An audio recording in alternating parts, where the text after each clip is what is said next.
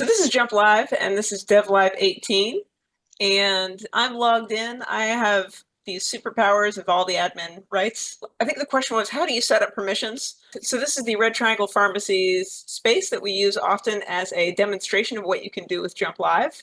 When you first open up this space, you're seeing a couple different panels here. Over on the left-hand side, you see this side panel, and it tells you about the space itself, what control chart warnings are here, etc. The second panel that you see here is like a file hierarchy, which folders are inside of this space. Now on Jump Live, you can set up permissions on the space as a whole, which is what I'll show you right now. And a whole lot of people, in fact, all users, if you can get into Dev Live 18, you can, generally speaking, see things in this space and also download them.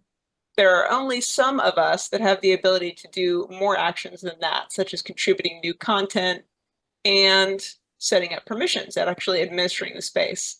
One thing that's important to note here is that you're not limited to just setting up permissions on the collaboration space. You can also refine that on a folder.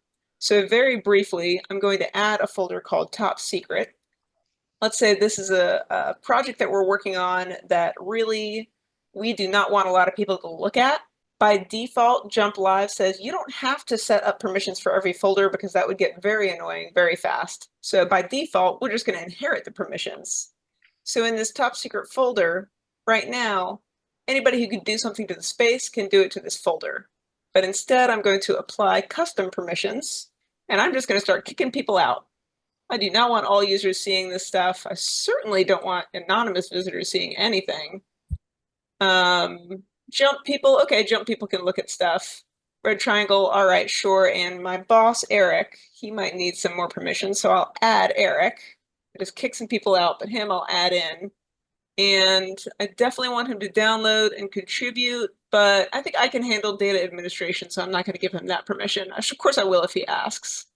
So it's really pretty easy to set up your permissions, and then you can go into certain folders and refine them if you need to, and if not, just leave them alone.